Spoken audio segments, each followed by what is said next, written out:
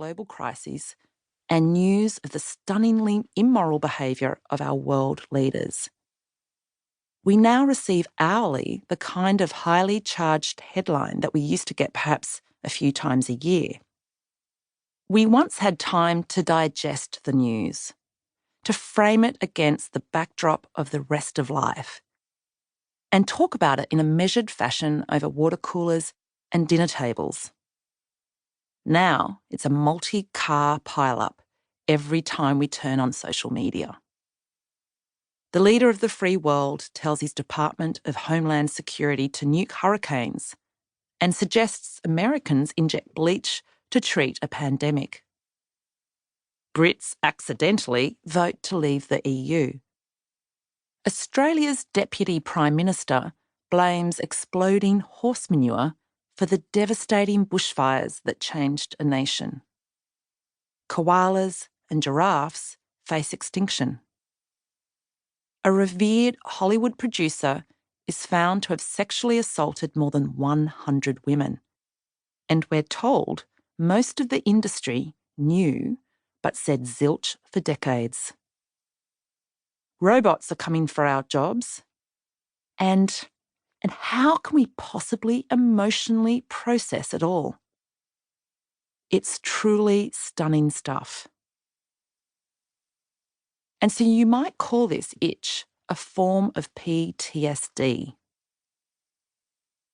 This itch was also a despair that I have strayed from the values that matter to me, mixed with a bewilderment that life was meant to get better, not worse.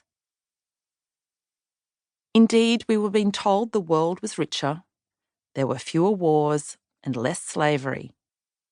Yet it felt we'd gone backwards. My itch was also a gnawing worry for young people and how they will cope with the planet we're leaving them, combined with a cringy guilt that I'm complicit, liberally sprinkled with a frustration that no one can answer a question honestly anymore.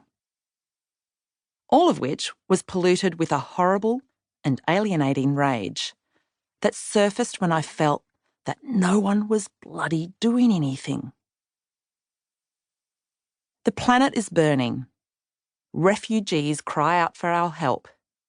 The gap between haves and have-nots has become a cruel chasm. And we scroll and binge watch and buy stuff, which makes the itch worse. I didn't ask Jose about his stance on the climate crisis. Was he a denier? Did he recycle adequately? Nor what his politics were, because it almost doesn't matter anymore. I thought about this as I stood at the baggage claim, listening to Cat Power in my headphones, feeling the surreal expansiveness of arriving alone at the beginning of something. We might rage about our differences and troll and blame each other, but deep down we are all feeling the same shock and despair, the same itchy sense that we are so fundamentally off track. Was there a word we could put to this societal shitstorm? I had to find a better word than itch. I looked around at other people's faces, downcast and scrolling as they waited for their bags. And I realised that what we're all feeling at the most basic level is disconnected. Disconnected from what matters, disconnected from life as we thought we were meant to be living it, disconnected from our care and love for it all. Ironically, in such inverted times, it's our disconnection that actually unites or connects us.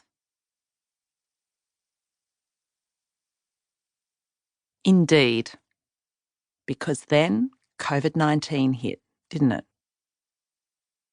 The coronavirus pandemic landed precisely 2 days before this book was due at the printer, in early 2020.